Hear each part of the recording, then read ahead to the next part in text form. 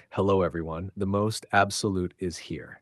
King Dylan, the first of his name, House of Dragons Season 3 is finally coming. If you didn't know, I waited 2 years for it, but I'm not covering that. Today, I got a Disventure Camp fans versus favorites video. The recent episode 12 came out, and yeah, I didn't expect it to be a fan going home. I mean, when I saw the preview on Wednesday, I knew it was a fan. It made it so obvious. But I thought before that there was going to be another favorite and have the fans be the last elimination before the merge. But I guess spending too much time with the favorites without giving time for new dynamics and turns to form would make it not too fine a boot order, or watching it would seem. Fans had too much things bubbling in their tribal free time away. Now the favorites will have a new story building to the next elimination, unless it's just going to be a simple Natalia boot, because she's outnumbered and is reaching the peak with her story with Tom and Gabby, or they could merge, a bit weird at 13, but that's when Survivor usually merges. But I'm too ahead of myself there. As for the episode itself and what occurred in it leading to the elimination, I was quite shocked. Seemed obvious Dunia had to go. Too much was leading to that. But when I saw that Ara got mad at being rejected, I thought for a second, no way is it going to be Nura eliminated. One of Nura and Dunia has to be eliminated, and Dunia has a friendship with Sam, so we're going to want to use that later. It just doesn't make sense for Aliwia to vote Nura out. But that was just set up for Ara's revenge being to take out Dunia. I thought she would have gotten rid of her to take out a love rival. But that would have been too predictable. I'm a bit annoyed we couldn't have more time with the Nura not being to Ara dynamic, despite the kiss, and Nura realizing how much she cared for Dunia before she got voted out. Instead, it looks like she only cared because she went home. No real build up to Nura saying, I threw away my chance at happiness. I think that's what she said. Might not have it exactly. I would have liked this more drawn out version, 2 episodes, to reach this instead of a quick rush to boot Dunia episode. But I guess we went too long without coming back to a fab elimination. Too bad. I guess it has been building long enough. But now that that's out, if the way, I'd like to say the Ren and Nura conflict seemed so manufactured for this episode. A swift contain episode of build-up. I know the conflict started episodes ago when Nura got mad at Ren for having his dream unlike her and leaving it, but this fight wasn't teased or hinted at except maybe once. In one dialogue of Ren noticing Nura being harsh and distant to him, I don't recall what episode that was, but I remember the confessional. Olivia is really so nothing at this point. I know there was a build to her turn against Dunia this episode, but it just seemed so sidestep compared to Era's reason. That might be because Sam's manipulation session happened off screen, but still, no respect to her. Sam's reasons seemed a bit more less told to us. He just adds on at the end she was a social threat. Like, really? There was nothing about this before. The only instance he felt threatened by her is her making him get personal and stare details about his life. He didn't see that as a threat, just see that as a threat at the time. Just concerned he was opening up to her and being wary and cautious about doing it again. It makes sense getting rid of such social threats in Survivor, but when you don't have a jury in Disventure Camp, or at least in the traditional sense, you shouldn't have to worry about that. In fact, I would hop along any social player and root their connections train to the end of the game.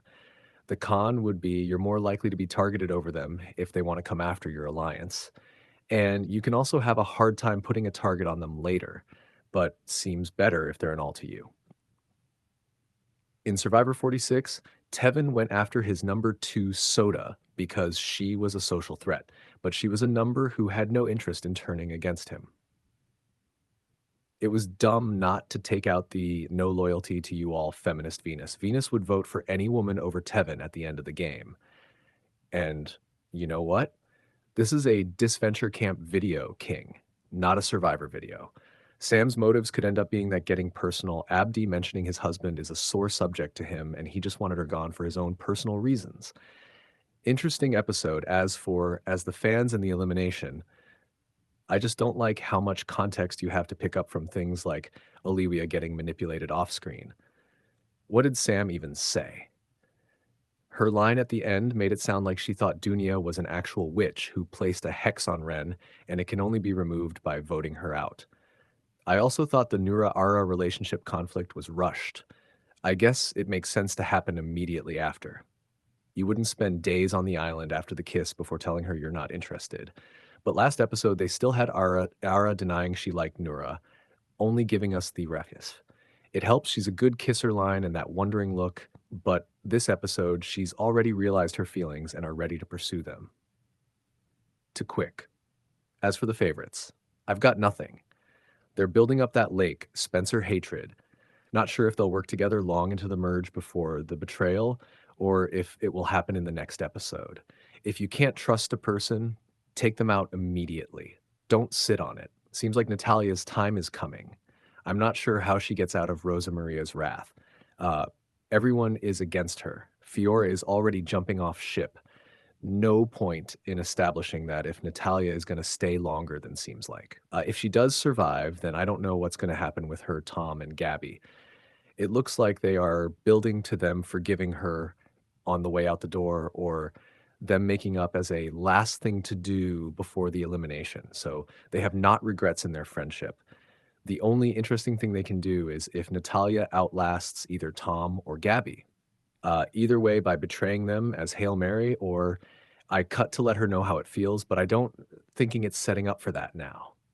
Gabby looks like she has some setup for later in the season with the while worried at being called annoying thing, her anxiety at coming back to play, being away from Ellie, which is why she brought Tom with her.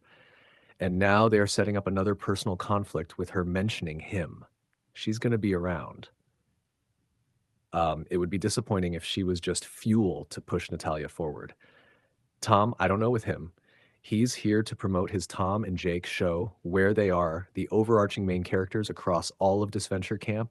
He could go to push Natalia forward or be betrayed by her, or he can have his actual first important storyline in the merge, because I don't care about this. Also, I think it's kind of an underlining thing that Tom and Gabby aren't really being considered targets despite being on the bottom and outs of the majority alliance because they're playing too much of a sociable game. They're too liked and have connections to Lake and Rosa Maria. Their only problem with Natalia going out is she would be the third Carnival of Chaos person to leave before the halfway point.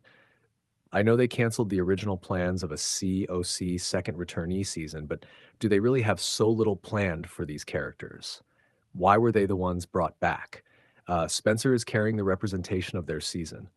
You can't have such a scrawny guy do that much carrying. He's not Harry Kane. He can't lift that much. You guys like my soccer reference. Go USA.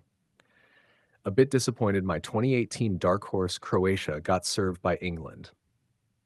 But back to the actual thing you guys clocked on for. Why they bring back these carnival characters if they were going to serve only in the first half of the season? I wanted Isabel. So many pre-mergers deserved a second chance. They should take notes from my second chance for pre-mergers fan writing video. But anyway, I think Natalia is a goner. Not unless something completely new and one episode build-up happens. Like with the Bruno thing. Seems like they're building to bye-bye Natalia. Good. I never liked her.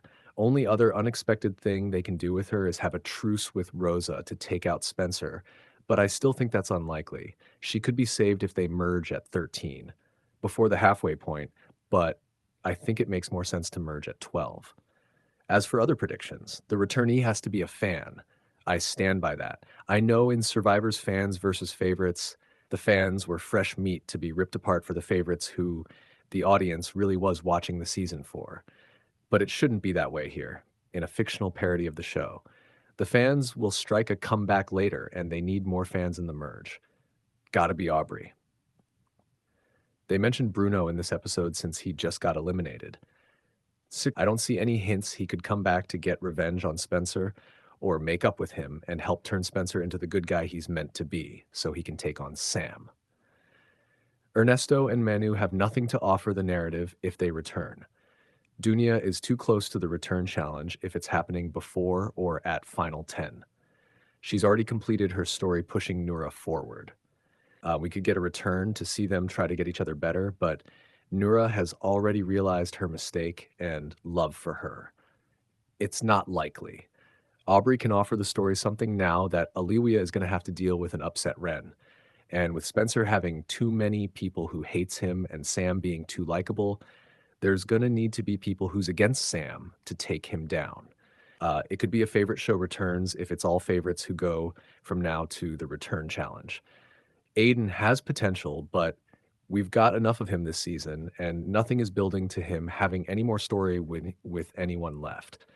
I suppose there's the him looking at Gabby and Tom like they're traitors for befriending Natalia. There was no payoff to that, but I didn't think that it will affect anything left in the story.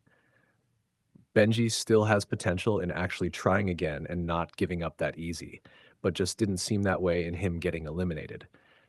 Still, most likely favorite to come back.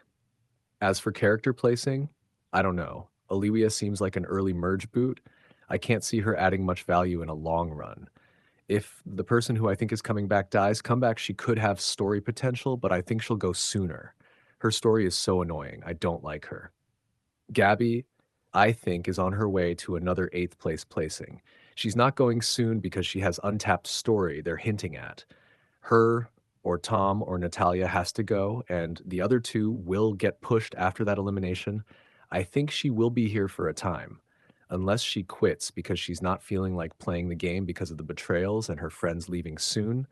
Sam still is likely to be a Final Four eat and face off with Spencer, unless he wins that battle. Spencer seems like he'll lose in a jury vote if they are bringing that back, or they can have the unexpected story of him winning despite the odds, and he'll be a finalist. He'll lose, of course, because he's not destined to win. Too much hurting people. Didn't stop Rhea, though.